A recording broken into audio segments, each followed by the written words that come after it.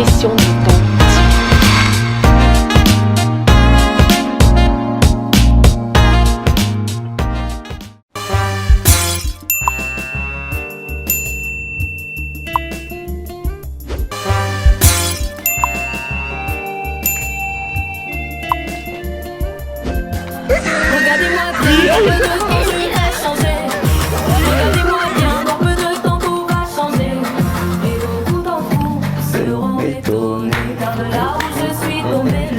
Va me relever.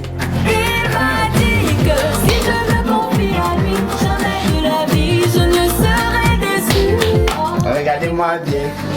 Regardez-moi bien. Regardez-moi bien. La végétation va changer. Quand papa va parler, tout le monde va se calmer. Quand papa va parler, tout le monde va se calmer. Je peux tout traverser, mais je n'aurai pas.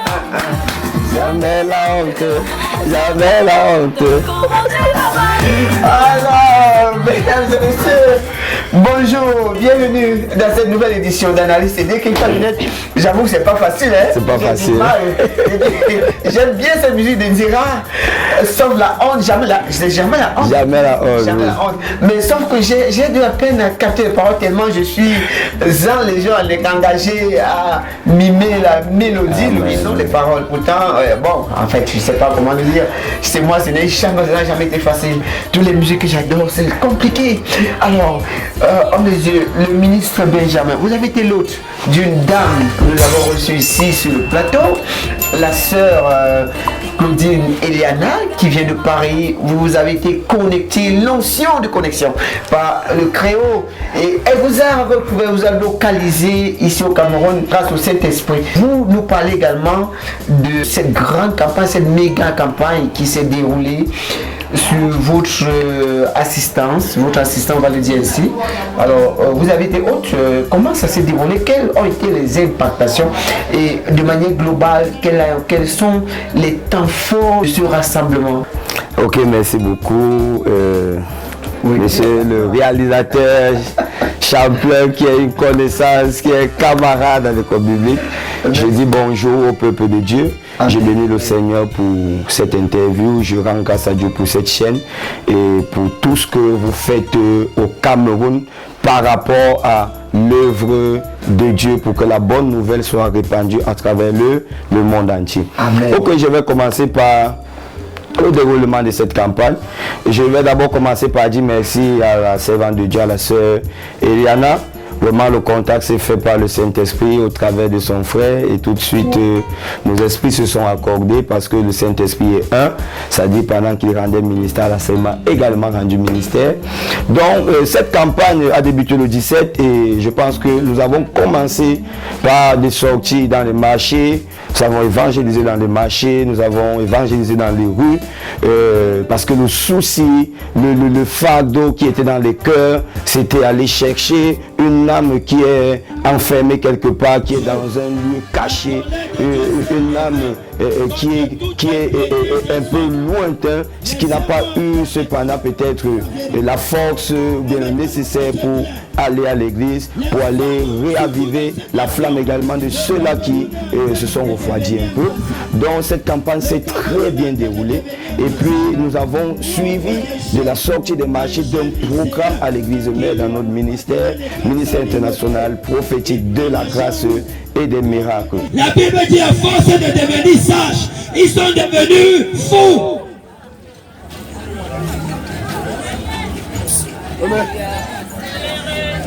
Au point où tu vois le simple vendeur de tomates, quelqu'un y a parti prendre le totem du serpent.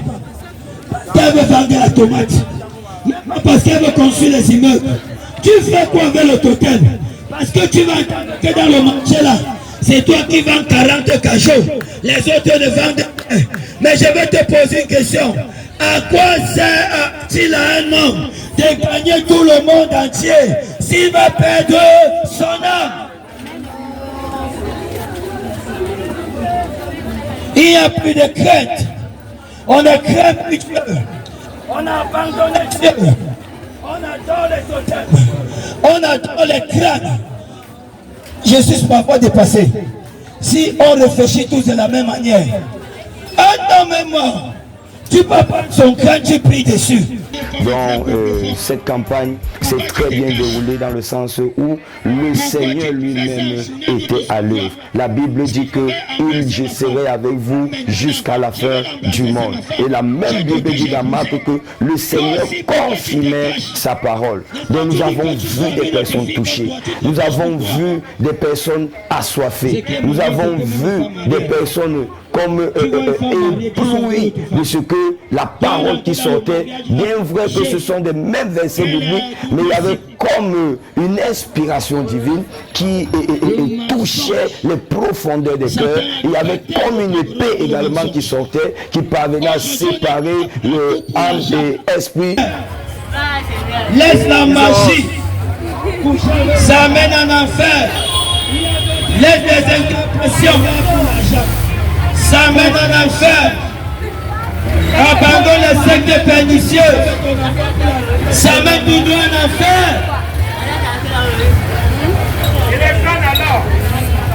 Les crânes amènent en enfer.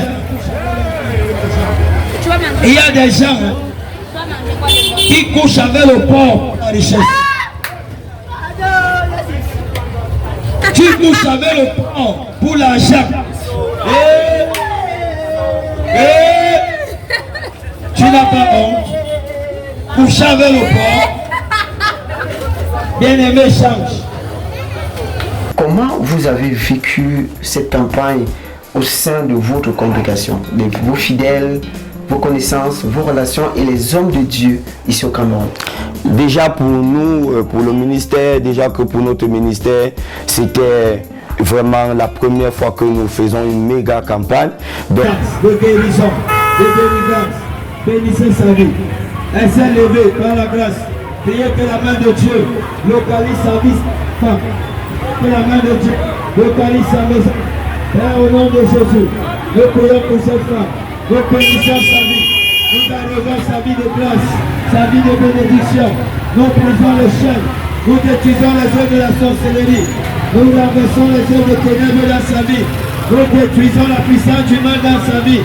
Nous déclarons, Seigneur, que son business commence à marcher, que son commerce commence à marcher, et abonde dans son commerce, que les clients s'alignent devant son commerce. Au nom puissant de Jésus, Seigneur, mène-la à un autre niveau, qu'elle voie une autre dimension. J'ouvre son ciel, au nom de Jésus. Nous l'avons attendu avec joie. Et dès qu'elle m'a fait part de la vision, c'était comme une fête dans le ministère. Nous étions heureux, nous étions fiers dans l'attente. Nous avons parlé de ça pendant tout ce temps à l'église avant qu'elle arrive. Tu es le Dieu qui ne change pas. Tu es le même hier, aujourd'hui et éternellement. Jésus, tu es le chemin, la vérité et la vie. Tu es celui qui donne la vie au corps mortel. Tu es celui qui ressuscite les morts. Seigneur, tu es celui qui relève les autres desséchés. Tu donnes la vie aux autres desséchés. Tu donnes la vie aux autres desséchés. Tu donnes la vie aux autres desséchés. Tu as dit à ton serviteur, penses-tu que ces eaux retrouveront la vie? Seigneur, est-ce que tu penses que ces eaux retrouveront la vie? Seigneur, nous croyons que tu peux donner la vie aux eaux. Tu peux parler à ces eaux qui sont morts et ils reprennent la vie. Seigneur, je te rends grâce pour ce soir. Je demande que toute eau qui est morte ce soir reprenne vie. Toute eau qui est morte ce soir reprenne vie. Toute eau desséchée reprenne vie. Toute eau desséchée reprenne vie. Et déjà, j'aimerais dire quelque chose, c'est que quand Dieu a son programme à faire, personne ne peut être un obstacle. Donc déjà, toute la congrégation était enflammée. Il y avait comme un feu qui brûlait à nous. Et bien sûr, nous n'avons pas fait part à tous les hommes de Dieu, mais les quelques-uns dont nous avons fait part, vraiment nous ont soutenus dans la prière, étaient avec nous en esprit, il y avait des encouragements. Et quand je postais certains petits trucs sur Facebook, donc vraiment le Seigneur s'est glorifié au milieu de l'assemblée. C'est toujours une joie, nous sommes sous l'émotion et la main de Dieu vraiment extraordinaire. Alors, je vais lui poser une question que j'ai posée également tout à l'heure à notre sœur Claudine Eliana. Alors, comment expliquer quand on dit qu'une Benguis, parce qu'elle vient en France, une Benguis vient au Cameroun distribuer des Bibles au lieu de donner de l'argent, des iPhones et des ordinateurs, des laptops, des vêtements. Comment expliquer ça? Est-ce que pourquoi vous n'avez pas conseillé d'apporter plutôt de l'argent au Cameroun? Amen. Je bénis le Seigneur pour votre vie. Et ça se voit que l'Esprit de Dieu est avec vous. Et avant une petite parenthèse, il faut être nombreux dans cette chaîne, abonnez-vous. Ok, j'aimerais dire quelque chose. L'un des problèmes phares de l'Afrique et du Cameroun, c'est-à-dire du Cameroun, de l'Afrique en général, ce n'est pas des ressources, ce ne sont pas des ressources matérielles. La richesse est dans ce pays, la richesse est en Afrique. Mais qu'est-ce qui fait en sorte que malgré que nous sommes riches, malgré que nous avons des ressources dans le sol et tout, mais nous sommes pauvres? C'est le manque de connaissances. Donc nous voyons donc bien que la richesse n'est pas l'argent ou le matériel. La richesse, c'est la connaissance. Parce que la Bible dit que mon peuple périt faute de connaissance. Lorsque un peuple périt, il ne périt pas seulement quand il meurt, il périt quand il souffre, quand il est dans la misère. Donc la sœur, Dieu a dit à la sœur, va instruire le peuple de Dieu. Ce dont ils ont besoin, ce n'est pas l'argent. L'argent, on peut te donner 1 million et ça finit demain. On peut te donner une voiture, tu fais un accident. Mais lorsque on te donne la connaissance, tu sais comment demain tu peux fabriquer l'argent. Tu sais à qui tu peux t'adresser lorsque tu as un souci d'argent. Tu sais à qui tu peux t'adresser lorsque tu as besoin d'une inspiration pour créer une entreprise. Bien, nous sommes dans une entreprise chrétienne et nous savons que cette entreprise est née par une idée qui a été donnée par le Saint-Esprit. Donc lorsque le peuple a la connaissance, le peuple peut faire des grandes choses. Et nous bénissons le Seigneur déjà pour la sœur. Donc moi je trouve que la sœur est venue ici nous donner la plus grande des richesses. La sœur est venue ici nous donner la richesse la plus consistante qui peut exister dans le monde entier. C'est quoi? C'est la connaissance de l'Éternel. Ce que tu appelles sagesse, Dieu regarde ça comme folie. Amen. Dieu regarde la sagesse des hommes comme une folie. Amen. Si Dieu a fixé des limites et des barrières, c'est pour notre bien. Amen. Pour que nous ne soyons pas perdus. Amen. Pour que nous ne soyons pas égarés. Amen. Bien-aimé, n'accepte pas que Satan te pousse à dépasser les frontières que Dieu a fixées. Vérité. Alléluia. Amen. Vous êtes dans la joie également, vous êtes heureux. Comment se porte le ministère? Ok, le ministère se porte bien. Notons que nous devons savoir que le ministère au Cameroun, l'œuvre de Dieu au Cameroun n'a pas encore pris son envol normal.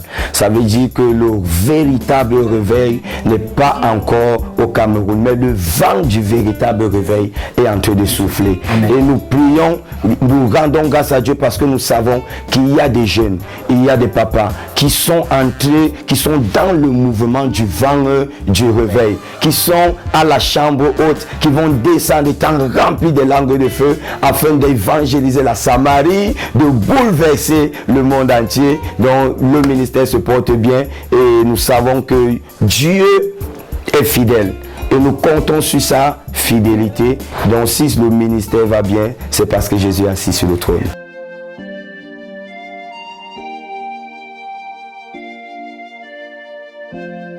Regardez-moi bien, dans peu de temps je vais changer. Regardez-moi bien, dans peu de temps tout va changer. Et beaucoup d'entre vous seront étonnés, car de là où je suis tombé, le Seigneur va me relever. Il m'a dit que si je me confie à lui, jamais de la vie je ne serai déçu. Oh, regardez-moi bien, regardez-moi bien, regardez-moi bien, papa est là, tout va changer. Quand mon Dieu va parler, tout le monde va se calmer. Quand papa va parler, tout le monde va se calmer. Je peux tout traverser, mais je n'aurai pas honte. Jamais la honte, non, jamais la honte. Quand mon Dieu va parler, tout le monde va se calmer. Quand papa va parler, tout le monde va se calmer. Je peux tout traverser, mais je n'aurai pas honte. Oh, jamais la honte, non, jamais la honte. Je connais déjà ma situation, mais je n'ai pas peur car j'ai la solution. Et puis mon problème n'est pas un problème pour Dieu. En quelques secondes, il peut tout changer. ou à taper des mains, à pousser des cris de joie. Quand je vais passer, vous allez témoigner. Ceux qui m'ont connu même seront surpris de ce que je vais devenir. Oh, regardez-moi bien, regardez-moi bien, regardez-moi bien, papa est là.